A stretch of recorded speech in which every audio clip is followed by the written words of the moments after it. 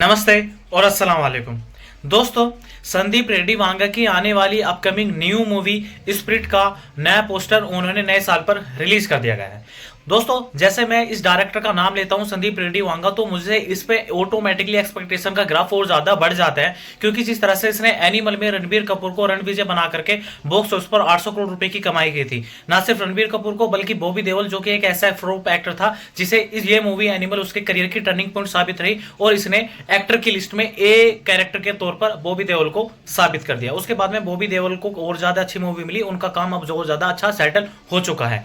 इतना बॉबी देओल ने नहीं कमाया था जितना ज्यादा एनिमल से उन्होंने एक गुंगे का किरदार निभा करके, मुख्य किरदार निभा करके वो फेमस हो गए थे। ना सिर्फ रणविजय यानी रणबीर कपूर, ना सिर्फ बॉबी देओल और तृप्ति डिमरी आज भी लोग उसके बारे में बात करते हैं और भाभी टू के नाम से उन्हें जानते होंगे। लेकिन अगर दूसरी इनकी मूवी के बारे में बात करूं, स्पिरिट, जो कि प्रभास के अपोजिट में भी ये ली हुई है, तो प्रभास के जो डायरेक्टर है संदीप रेड्डी वांगा ने जरूर बैक ऑफ द माइंड में कुछ ना कुछ सोचा होगा कि उन्होंने तृप्ति डिमरी को अपनी आने वाली जो स्पिरिट है उसमें भी अपनी हीरोइन को रिपीट ही किया होगा। लेकिन जिस पोस्टर में अगर आपने प्रभास को देखा होगा, तो प्रभास के पीठ पीछे बहुत सारे चोट के निशान लगे हुए हैं और उनके ऊपर पट्टी भी लगी हुई है। तो क्या इस किस बात का इशारा है? प्रभास क्या कोई जंग जीत करके आ रहे हैं प्रभास को, या लड़ाई लड़ करके आ रहे हैं, कोई फाइट एक्शन सीन लड़ करके आ रहे हैं? क्योंकि उनके अगर आप राइट हैंड के हाथ में देखोगे तो एक ग्लास का एक जाम भी लगा हुआ है, जिसमें दारू, बियर या कुछ भी आप कह सकते हैं, अल्कोहल वगैरह उसमें डाली हुई है, और दूसरा ग्लास वहां पर तृप्ति डिमरे के लिए भी रखा हुआ है लेफ्ट हैंड के कोने पे, अगर आप फोकस करके देखोगे तो।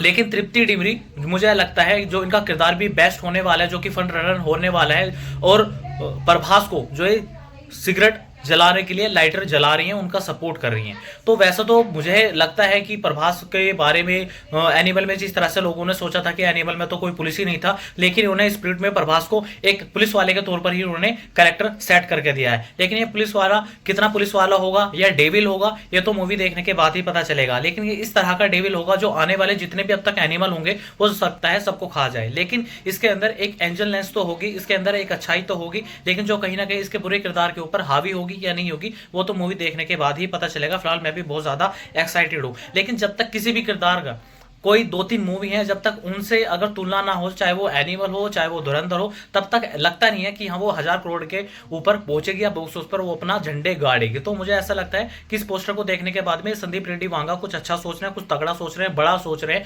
नया सोच रहे हैं, और जो कि दर्शकों की उम्मीदों पर खरा उतरेगा। तो मैं तो भाई बिल्कुल तैयार हूँ। प्रभास 9 जनवरी 2026 को दाराजा साहब के नाम से न्यू मूवी थिएटर में लेकर के आ रहे हैं, लेकिन वो चले या ना चले इस बात की तो गारंटी नहीं है, लेकिन उनकी स्प्रिट मूवी 110% चलेगी, इस बात की गारंटी है। और बाकी आप बॉक्स ऑफिस पर मैं बताइए, और सब्सक्राइब करना ना भूलें। धन्यवाद।